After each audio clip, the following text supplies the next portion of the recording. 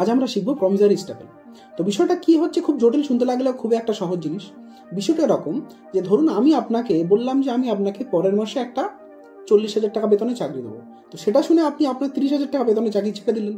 কিন্তু পরের মাসে আপনি যখন আমার কাছে আসছেন, আমি আপনাকে বলছি যে আমি কিন্তু কোনো টাকা পয়সা দিতে পারবো না, চাকরি দিতে পারবো না, কিছু দিতে পারবো না।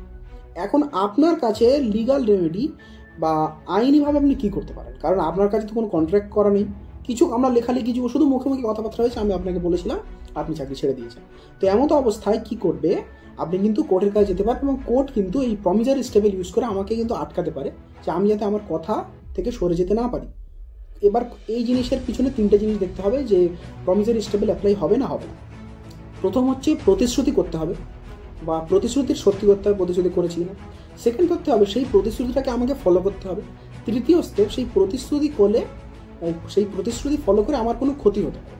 তখন এই তিনটে যখন শর্ত পূর্ণ হয়ে যায় তাহলে কিন্তু এই প্রমিসারি স্টেপল কিন্তু ইউজ করা যাবে। একটা বিখ্যাত কেস আছে, সেটা হচ্ছে 1979-এর এমপি সুগার হিলস ভার্সেস আমাদের স্টেট অফ ইউপি। এখানে সুপ্রিম কোর্ট ক্লিয়ারলি বলেছিল যে এমনকি সরকারকেও কিন্তু নিজের প্রতিশ্রুতি মেনে চলতে হবে, প্রতিশ্রুতি দিয়ে সেটাকে এড়িয়ে গেলে চলবে। যেমন একটা সরকার প্রতিজ্ঞা করলো যে একটা এলাকায় তোমরা জমি দাও, এখানে ফ্যাক্টরি হবে, ফ্যাক্টরি আমরা তোমাদেরকে ট্যাক্স ছেড়ে দেবো বা ট্যাক্স দিতে হবে না।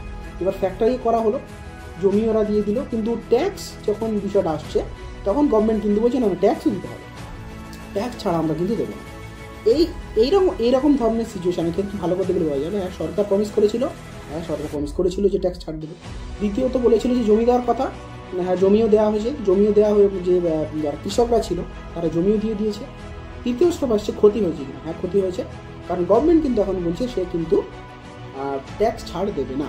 তো এই ধরনের কেসে কিন্তু আমাদের প্রমিসারি স্টেপল খুব ইজিলি ইউজ হতে পারে।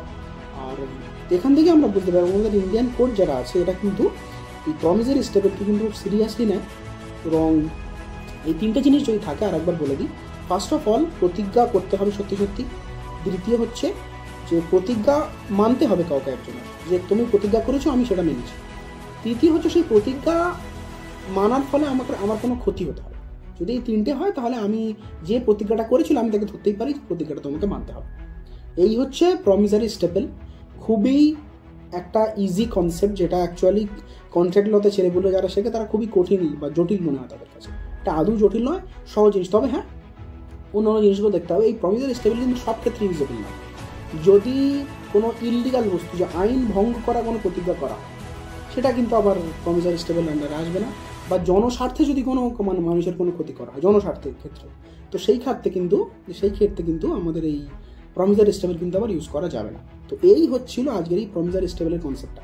আমরা যদি তোমরা চাও তো পুরো কন্ট্রাক্ট লওয়ার কিন্তু পুরো সিরিজ চালাতে পারি, এবং প্রতিটা কনসেপ্ট ধরে আমিও তাই ভাবছি যে প্রতিটা কনসেপ্ট ধরে কিন্তু শেখানো হবে এখানে। Thank you.